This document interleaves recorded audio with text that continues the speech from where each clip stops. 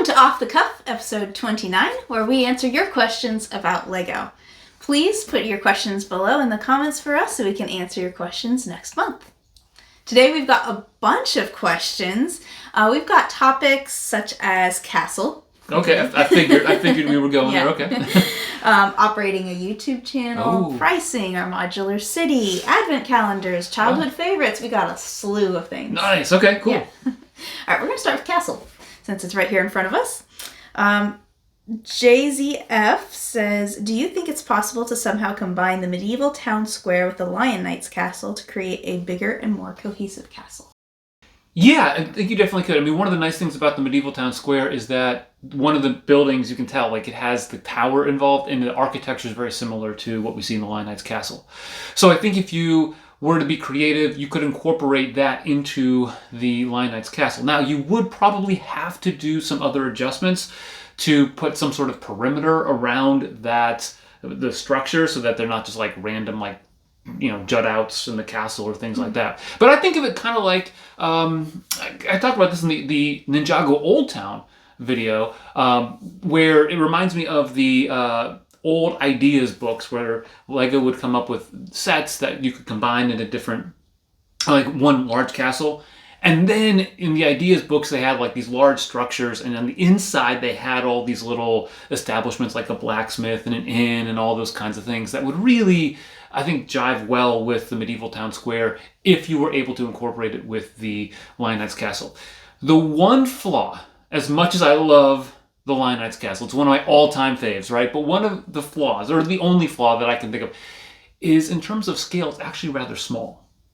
Like if you look at just how the openings are and the overall dimensions, like it's a massive set, but it's kind of on a small scale, so that it doesn't actually go all that well, I think, with some other castle sets from in the past, and can even struggle with the medieval town square, just in terms of how do you fit those buildings into that. You need actually more space, so you have to expand the Lion Knight's castle a bit more. Arnaro Etterink asks, does the Mini Knight's castle scale with the mini yellow castle in the Lion Knight's castle set? It would be fun if the minifig child could play with these miniature castles too. Not at all. These are actually fairly large compared to the one that's in the Lion Knight's castle, the yellow castle. So the yellow castle is, I think it's like a 2x3. So 6 square studs. This is 144 square studs. So these are much, much bigger. This would not, and this goes back to the scale of the Lion Knight's castle. This would not fit into a room in the Lion Knight's castle. No. This wouldn't fit into a room very well at all in the Lion Knight's castle. So these are a different micro scale than the yellow castle that's in the Lion Knight's castle. Jacoby wants to know, the Horse Knight's castle looks inspired by the old Lion Knight's castle. Could it be that the Black Knight mini castle is a prelude to a larger icon set to replace the Lion Knight's castle? We can only hope, right? So, yeah, the Lion Knight's castle definitely, and what's really nice about the Lion Knight's castle is that it completely reset the way that Lego and Lego fans considered castle architecture. And I know, like, okay, you got a big gray castle, and in the past we've had big gray castles. Like, what's the difference? Well, the building techniques, the way that they use parts, the available pieces at the time in 2022 when the Lion Knight's castle came out, there were some distinct features, such as the 1x1 and 1x4 rounded slopes, double curved slopes, I should say, the scroll bricks or whatever that are used in the windows. You have the arrow slits that are used, they're a 1x4 dark blade tile. So it sets this architectural feel. My guess, and I have no knowledge of this whatsoever, my guess, is that when we get the next Icon's castle, it's going to look different than the Lion Knight's castle. Now, there are positives and negatives with that. If you take a look here at the Horse Knight's castle, there are a lot of fans who like the color, but there are some that are always going to compare it to the previous Creator 3-in-1 castle, which was the medieval castle that came out in 2021 that people absolutely loved. This one, I don't think compares as favorably to that. So I think everyone's going to take a look at whatever the new Icon's castle would be if it comes out, and I hope when it comes out, and they're going to compare it to the Lion Knight's castle. So it could, as I just destroy this, it could end up being something like, the Black Knight's castle, and it's black and it's got some gray accents, and that's it. It could be a tan castle. It could be a dark blay castle. I mean, there are different ways that they could go with that castle. It could be something like this where it's built up on, some landscape on a cliff or something like that. I don't know. I doubt it's going to be a direct remake because the Lioness Castle wasn't. I think they want to be a little bit more creative than that. But there is a gap. Like if you look at minifigs for the Black Knight's Castle, we don't have Black Knights in the modern reincarnation of Lego Castle. They've given us Forestmen. They've given us the Lion Knights. They've given us the Black Falcons. They've given us the Dragon Knights. Haven't given us the Black Knights or the Monarchs. Transitions perfectly in our next question. Yes. Recently you did a video where you said, what castle minifigs might they give us in 2026 in the CMF series? And John C. says, I'm thinking Royal Knight with Chrome Sword. An updated Yellow Castle Knight Maltese Cross would be great as well. And wouldn't there be a Black Knight minifigs with the upcoming GWP Sea Serpent? There could be, there should be. So that is a great point. The Sea Serpent is something that is coming out in ideas in 2026 as a gift with purchase. So you hope to see that there, and you hope that maybe they transfer the prints for that into maybe an Icon's Castle or something else in the CMF line. My hope, and I mentioned that in the video, what we might get in terms of Lego Castle minifigs would be the White Knight from the Black Knight's Castle, which is one of those exclusive minifigs that's just really rare. One of the few classic castle era minifigs that really retails for a high price. So that would be nice. Yeah, I think they've done with the CMF line. They did something similar to one of the old Yellow Castle Knights. And I would love to see something like that again. Obviously, they have some of the shield decals in the Lion Knight's Castle that go back to the Yellow Castle. So I think there are a lot of options. But remember, they also gave us 2 brand new factions. Right? 2? No, more than that, right? They gave us the Griffin Knights, they gave us the Snake Knights, they gave us the Kraken Knights, they gave us the Horse Knights. So 4 new factions last year that I'd love to see them expand upon. So that'll be something worth watching in 2026. Yeah. All right, shifting gears a little bit, I want to talk a little bit about our channel. Okay. Couple questions. Michael Aleskis asks, does operating a YouTube channel make Lego not as enjoyable? Oh, I can see that where that's the case for some people. For us, it's our hobby. And so it's never really blurred that line into it's a job and we have to do this in order to make ends meet. And I think for some people, that's where you can lose some of the love of Lego. For me, it's, we'll make some revenue off of the views that we have and we'll be able to buy more Lego and, do whatever, with that. And that's fun. I enjoy that. I like being able to get some of the new releases. I like being able to get sets that are on sale. And so it's enjoyable. I like building. There are things that I don't like about operating a YouTube channel, like editing videos. It's my least favorite part of it. And if you have watched our channel, you know that we're not the greatest editors. We keep it simple. But, but building Lego, yeah, I enjoy that. I do think one thing I've noticed, and we've talked about this before, is it actually, in getting more Lego sets, it does reduce the amount of time I spend building our own Lego creations. So that's always something I set a goal for the next year. I'm like, okay, in 2026, I'd like to be able to build more of our own stuff. And we'll actually do a video on the goals we set in 2025. Did we meet them? And the goals we'll set for 2026. But yeah, I still enjoy it. I think am more knowledgeable about Lego now than when we started the channel, and it's been fun. And it's been great to see our kids watch that and help out at different points in time and realize what that persistence and perseverance and hard work can translate to success. Yeah. And you've been really great because when I get tired of it, then you take more on and allow me to kind of take a step back so that I don't start hating it. Yeah.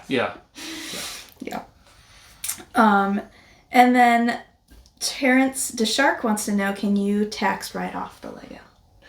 Well, so we have the way we set up our taxes for the channel is that we have an LLC so that we have business expenses.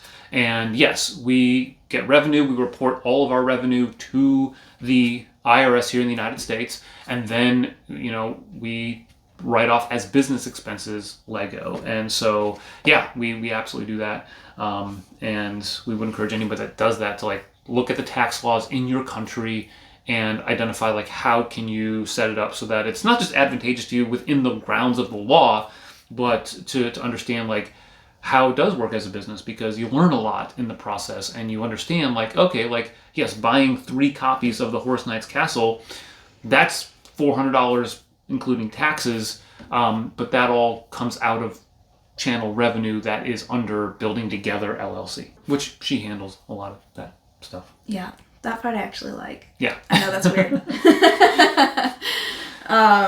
Looking at the economics of Lego. Yeah. Craig Shackleton says about the What's up, Craig? The new modular coming out. Oh, yeah. I like the set, but goodness, us Brits and Europeans are getting hammered on the price. Yeah. Lego is taking $50 more from us in the UK. Would you pay $307 in the US for it? Yeah, this is a really great question and something that we discussed on our breakdown of that set. Like, it's fascinating to see that here in the United States, where I think in 2025 we got dinged a little bit. I think it's because of tariffs and economic uncertainty, trade uncertainty, and things like that. But what's interesting is to look at 2026, and in particular the modular building, how it seems to have almost reversed for those that are in the UK. And even if you're in Europe, the price is equal to that in the United States, which there's less economic uncertainty in terms of trade there than there is here in the United States with, just different trade agreements and all that stuff. So not getting too much into the political economy of Lego, but yeah, I'm surprised by that. Here's what I would say, and this goes for any set, not just modular buildings. Only buy a set if on release day, if it makes sense for what you are doing with it. If you are somebody who collects modular buildings and it's always been a day one purchase and it's something that you enjoy and you like the modular building and you can afford it and you like the gift with purchase, sure, go for it. But if you are one of those people who's like, I collect modulars, but I can wait, I think it's better to wait. The problem is, for a lot of people, it means you have to wait a year and a half. Maybe you have to wait until the next double points promo, and I have to go back and look to see when that might come up in 2026, but it could be a couple of months, right? Those are the things that are difficult for people. For us, we make content on the modular building. So we're going to get it day one, we're going to review the gift with purchase, and we're going to review the set and look at all the combinations with other modular buildings. And that allows us to recoup that cost where we would get a discount if we waited for it to go on sale.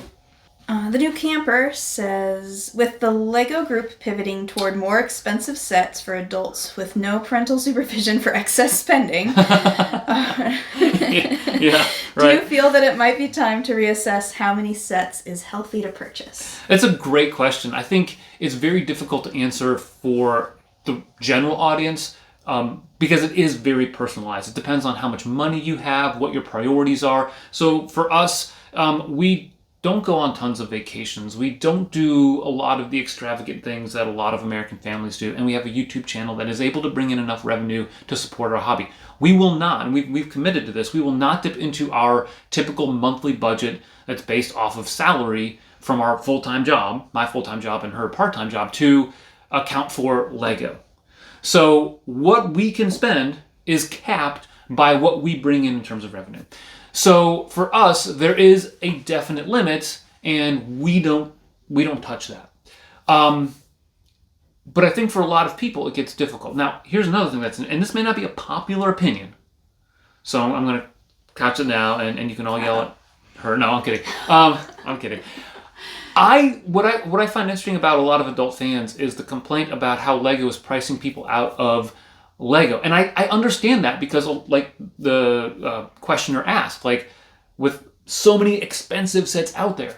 But remember that there are a lot of regularly priced sets in that $10 to $100 range in a lot of different themes, in all themes really, other than, including icons, because icons will have some of the more affordable sets in there as well. So I think there are really good sets that are creative that you can buy at an affordable price. That isn't going to take up as much shelf space as Rivendell or Bear-Door or something massive like that. So I think it's about being selective and understanding your own limits, how much money you have, where that line is between a healthy collection versus an obsession, and those kinds of things. I know for us, like I actually kind of like giving away Lego. There's a friend of mine that I just gave some stuff too. And it's like, I'm glad to be able to do that because it's fun. It's fun to be able to do that. And at the end of the day, I view it as much as I love Lego, it's just Lego. It's not the most important thing in my life. Yeah. All right, shifting over to talking about our modular city. Bastantenas has just started building modulars, wondering why you don't use Mills plates. Are they not necessary? I don't think Mills plates are necessary, but if you like them, use them. Here's why we don't use Mills plates. For those of you that don't know, Mills plates is like a standard where, you have like a 16 wide, basically like a base plate with bricks and then plates on top of that where you can put roads. And some Lego has their own roads that they come out with that fit into that system. You can create your own and all that. I'll do the pros first. The pros of that is that it allows you to really have a nice standard. You got good width. You can do a lot of things with the mill system that allows you to incorporate modular buildings in your city. But there are a number of cons. One of the cons is how do you get curved roads? There are a lot of people who love that variation in their cities, and it's difficult to do that in the mill system. But the biggest drawback is the cost. If you think about it, you've got a base plate, bricks, plates. All of that requires materials. And Lego is already expensive enough if you're getting a modular building, as one of the previous questioners mentioned, that to then add onto that all the other things that would go into putting in a mill standard. So I have no problem with the mill standard if you want to go ahead and do that. The reason we don't do it is because I don't want to, A, spend the resources, time, and money in doing that for all of the modulars that we have. It's just something that I don't see as adding a lot of benefit to our modular city at this point in time. That can change, but that's just the way I view it right now. And I enjoy what we have, and I don't love it. I don't think it's perfect. But it's a slow project. It's something that I don't view as like, oh my gosh, I've got the space, now I have to fill it up in the next 6 months. It's like, we've got the space. Let's just continue to develop things as we have the finances and time. Michael Emond asks this question, and it's a very interesting question that I You're already grinning. She knows she's about to get me. Okay. No, it's just... Should I be scared? No. Okay. He wants to know, why is your town named New Chagrin when chagrin means embarrassment? Well, so we live near a town here in Northeast Ohio called Chagrin Falls. And chagrin, we define it as sad and all that, but we have a river, it's called the Chagrin River. No one really knows exactly where the name came from, if it came from a native tribe or somebody just misheard something at some point along the way. There's debate, right? Regardless, the Chagrin River, we live in the Chagrin River Valley, which is not like a massive valley, but it is a little valley. And there's a town, Chagrin Falls. So we love the town. It's quaint. It's got a New England feel. It's very pretty. For those of you who like Calvin and Hobbes, the comic book, that's where the author Bill Watterson is from. And actually, the scenery that he uses is very much in line with where we live. So we called our town New Chagrin based on that. So yeah, it's like the new sadness. Which, look, as a Cleveland Browns fan here, oh dear. If you Google like the Factory of Sadness, I do think that the Cleveland Browns Stadium does, I guess now it's called Huntington Field, but it now, I think it still shows up in Cleveland, Ohio. Not at our house, but downtown where the Browns play football. So, I think it's apropos of being a Cleveland sportsman. But really, we named it not off of the definition of the word chagrin, but off of the place, which is very lovely. Very lovely indeed. All right, moving on. We've got a few more random questions here. Janesh Lekman Singh asks, what's up with your Honduras 2024 shirt? So I got ready this morning and Julia hands me my shirt and I'm like, okay, we're recording off the cuff. She's telling me what to wear, which I will add, she doesn't normally tell me what to wear, if you couldn't tell. So I have to wear this. So I am a professor at a university here in Northeast Ohio, and one of the things that I do for my job is actually do some public health projects down in Honduras. And so I've been going to Honduras with our students and alumni every single year since 2013, excluding 2 years for COVID. And then I do some work with other organizations based here in the United States down in Honduras. So I have lots of these t-shirts that have like a map of Honduras or an outline of Honduras and the year that they came. So this is actually a shirt that's with one of the other organizations that I help out. It's called Mission Honduras. And we do a lot of clean water projects down there. Very, very like intentional teaching, working with local people in the community, working with Hondurans so that they have, control and power over the situation. So we take the long play rather than the short term, like, hey, let's just give you something and leave. And so that's been a really, really fun thing to do. It's been challenging. And I've developed a lot of great relationships with people here in the United States and in Honduras. And so I wear this shirt sometimes just because I really enjoy the work. And also, since you asked, we actually donate about 20% now of our revenue from this channel to Mission Honduras. That goes directly, 100% of the funds to Mission Honduras goes toward clean water projects in Honduras, whether it's paying for filters, teachers, the people that we have in the communities that are helping when we're not there, doing all of that stuff. So it's a really great organization and one that, I don't mind, kind of showing off from time to time. Our next question comes from Shagar. Have you bought Lego Advent calendars or made one yourself by dividing a set into 24 steps? Great question. There are some really nice sets out there that are Christmas themed that already kind of do that for you in addition to the Advent calendars. One of them was the Home Alone set from a number of years ago that came in 24 numbered bags.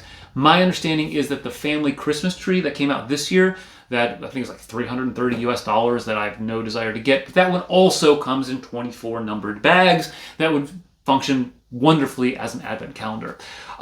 We have actually an old Lego Advent calendar that was a gift with purchase. We haven't done it this year. We've done it in prior years where we will build them. It comes with like 250 pieces and it doesn't allow you to build all 24 at the same time like the typical Lego Advent calendar does. But you can build a few of them, take them apart.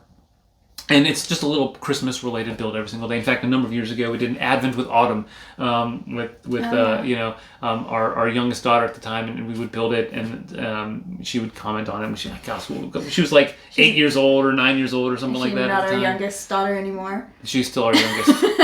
When she was our youngest, she's still our youngest. So that's the one that we have. But I'm not a big fan of the Advent calendars in general because I just. By the time, like, they're really good deals on discount, which you can find around Black Friday, but at that point, I'm past it. I don't know. Yeah. We haven't done a Lego Advent in a while. Yeah. But maybe in the future. Maybe. Yeah. Lars Urban asks, what was your favorite Lego series as a child, and what was your favorite set, if you have one? Well, I'm going to answer, then I want to hear her answer, see if it's changed over the years. If you couldn't tell, Castle. And I loved Pirate and Town. It was called Town, so Lego City now was called Lego Town back in the 80s. I feel old. But Castle was it. Like, I got back into Lego. So people call like that gap when you were into Lego as a kid, and then when you get back into an adult, that gap is the dark ages, right? I got back into Lego because I like woke up in the middle of the night. I was like, Lego Castle, that was really cool. And so I just like found Bricklink, and this is like late 2006. This was December of 2006. So 19 years ago. And so, like that was the one that really captured my imagination. So that was it. Favorite set though, I mean, Black Knight's Castle was up there. The Black Falcon's Castle was up there. My brother's King's Castle from 1984 was up there, and Julie actually got that for me for anniversary one year, which is still one of my favorite gifts of all time. But I might have to go with the Black Seas Barracuda as one of my probably my all-time favorite childhood set, which is down there. Yeah, so they can't see it. They can't see it at all, but it's there. How about you? So growing up, I didn't have any Lego of my own, just my brother's. And he mostly collected Castle, Pirate, and Wild West. Oh, that was a good theme, yeah. And we, at one point, had a whole Wild West town setup. So he had a few sets, maybe 3 sets at the most, and then we just built our own sets to fill out the town. And so looking back, I would say that's probably my favorite series now because of, the fun we had with that and all the play we were able to do together. But I don't know if there was one particular set within that series that I just loved. I'd say more like the Forestman sets were a little bit more like, oh, that's super cool.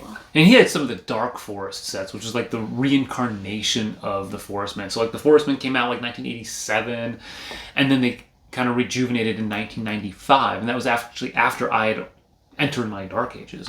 And so, yeah, like he had some pretty cool sets. Yeah. And he had Fort Legareta, which was always my younger brother's white whale of a set.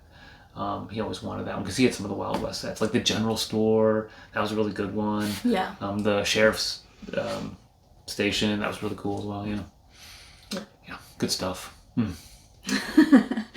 All right. Well, on that fun note, we will say goodbye. Please put your comments below for any questions for us for next month. Thank you for watching this video. Please like, subscribe, and ring the bell for notifications. And always remember to keep building together.